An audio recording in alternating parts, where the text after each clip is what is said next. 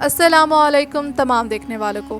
حضرت موسیٰ علیہ السلام کی پیدائش سے قبل مصر میں ایک ظالم بادشاہ فرعون کی حکومت تھی۔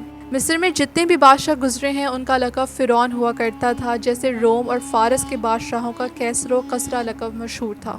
حضرت موسیٰ علیہ السلام جس فرعون کے دور میں پیدا ہوئے وہ سیٹی دا فرسٹ تھا، جس کو حضرت آسیہ کا شوہر بھی کہا جاتا ہے۔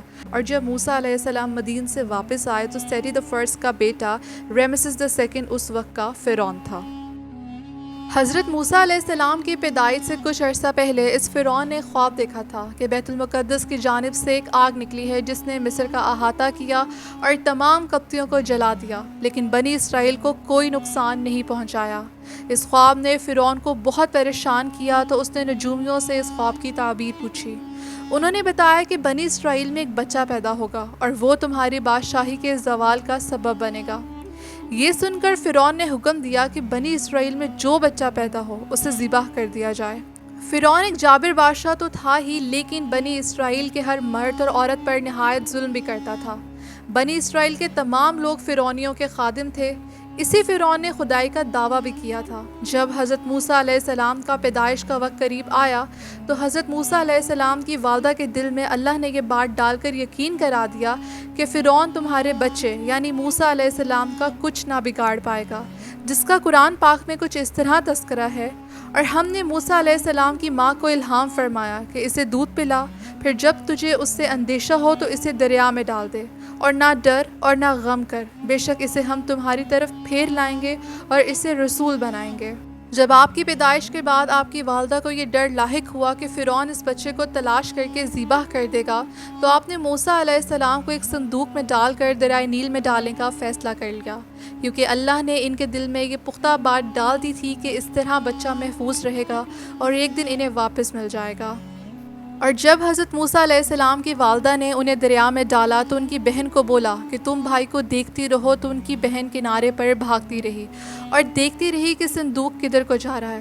اللہ کی قدرت، صندوق بہتا ہوا فرعونیوں کے محلات کے قریب پہنچ گیا، کیونکہ محلات دریائے نیل کے کنارے پر تھے، جس کا ذکر قرآن پاک میں ہے۔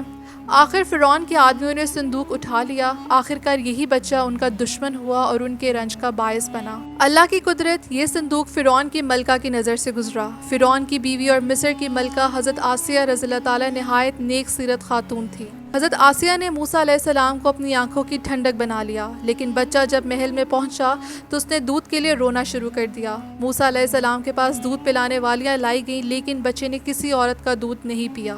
دور کھڑی حضرت موسیٰ علیہ السلام کی بہن کی سب دیکھ رہی تھی، جو موسیٰ علیہ السلام کے پیچھے پیچھے کنارے پر بھاگ رہی تھیں، جس کا قرآن پاک میں اس طرح تذکرہ ہے کہ یہ کہنے لگی، کیا تمہیں میں ایسا گھرانہ نہ بتاؤں جس بچے کی تمہارے لیے پرورش کرے اور ہوں بھی وہ اس کے خیر خواہ۔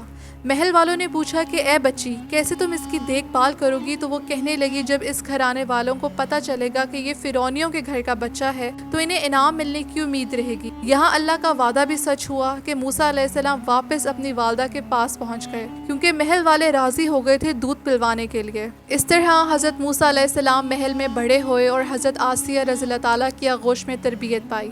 ایک دن آپ علیہ السلام کہیں سے گزر رہے تھے تو آپ نے دو لوگوں کو لڑتے جھگڑتے دیکھا۔ اس میں سے ایک بنی اسرائیل کا تھا اور ایک قبطی یعنی مصری فرعون کی قوم سے تھا۔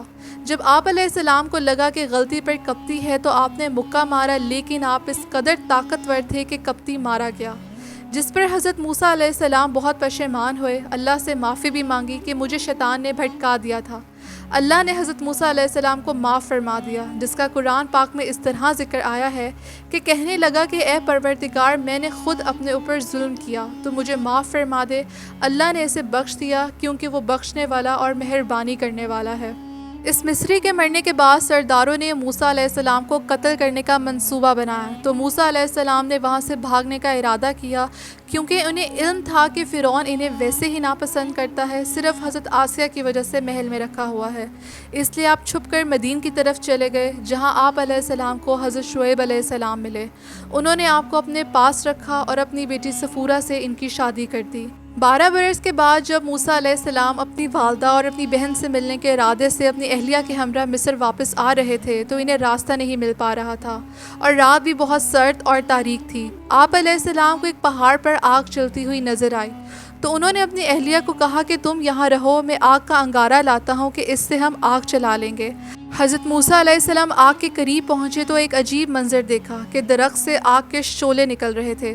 آپ علیہ السلام آگے گئے تو اس درخت میں سے آواز آئی جو کہ اللہ رب العزت کی تھی۔ اللہ موسیٰ علیہ السلام سے ہم کلام ہوئے اور ان کو پیغمبری عطا کی۔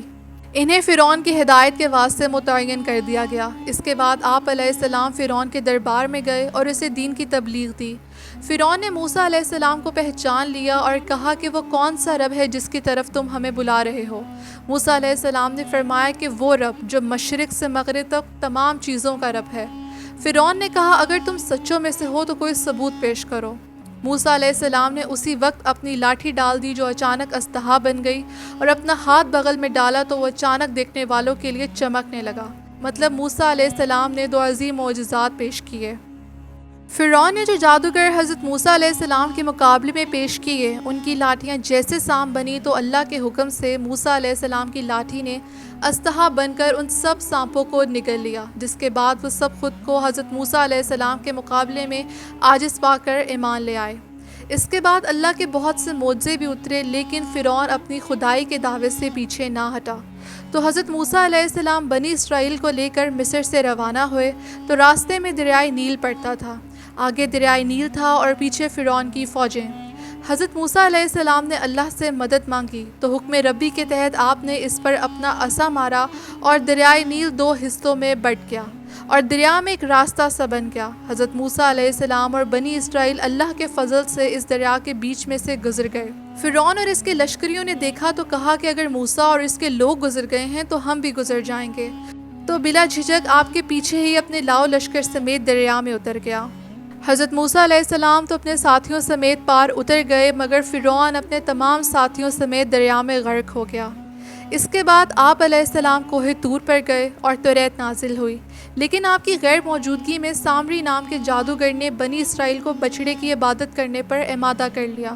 جب آپ واپس آئے تو آپ نے بچھڑے کو آگ میں ڈال کر گلا دیا، لیکن یہ قوم بنی اسرائیل کسی نہ کسی بہانے سے اللہ کے حکم سے منہ پھیر لیتے تھے۔ اسی وجہ سے آپ علیہ السلام نے اللہ کے حکم سے بنی اسرائیل کو شہروں میں بسانے کے بجائے ایک بیابان میں لے گئے، جہاں 40 سال کا عرصہ ان کی غلامانہ عادتوں کی اصلاح میں گزرا۔ اس بیابان میدان کو میدان تیہ کہا جاتا ہے۔ اس دوران انہیں کھانے کا سامان ملتا رہا جسے منو سلوا کہا جاتا ہے۔ بنی اسرائیل اسی میدان میں محصور تھے کہ حضرت ہارون علیہ السلام جو حضرت موسیٰ علیہ السلام کے بھائی تھے وفات پا گئے، جنہوں نے حضرت موسیٰ علیہ السلام کا کبھی ساتھ نہیں چھوڑا تھا۔ اسی میدان تیہ میں انہیں دفن کیا گیا، اور ان کی وفات کے صرف 2 سال بعد موسیٰ علیہ السلام بھی وفات پا گئے۔ ان کی وفات بھی اسی میدان میں ہوئی۔ وفات سے قبل حضرت موسیٰ علیہ السلام نے اللہ سے دعا کی کہ انہیں بیت المقدس سے ایک پتھر پھینکنے کی مقدار کے برابر قریب کر دے۔ ایک حدیث میں آتا ہے کہ حضرت ابو ہریرہ رضی اللہ تعالیٰ فرماتے ہیں کہ نبی کریم صلی اللہ علیہ وآلہ وسلم نے فرمایا اگر میں وہاں ہوتا تو تمہیں موسیٰ علیہ السلام کی قبر کے بارے میں بتا دیتا، وہ راستے کے کنارے سرخ ٹیلے کے نیچے ہے۔ اللہ نے حضرت موسیٰ علیہ السلام کو مسجد اقصیٰ کے قریب دفن ہونا نصیب فرمایا۔ قرآن میں آپ کا ذکر 29 مرتبہ آیا ہے۔ آپ کے ذکر کے ساتھ اکثر مقامات پر آپ علیہ السلام کے بھائی ہارون علیہ السلام کا ذکر بھی آیا ہے۔ فرعون اور جس نے بھی حضرت موسیٰ علیہ السلام کے لیے مشکل کھڑی کی آج اس دنیا کے لیے عبرت بنا دیے گئے ہیں۔ میں نے اپنی پچھلی ویڈیو میں بتایا ہے کہ کیسے اللہ نے فرعون کی لاش کو سمندر سے باہر پھینکا اور کیسے آج وہ تمام دنیا کے لیے عبرت ہے۔ آئی ہوپ آپ کو میری آج کی ویڈیو اچھی لگی ہوگی۔ اگلی ویڈیو تک کے لیے اللہ حافظ، اللہ نگہبان۔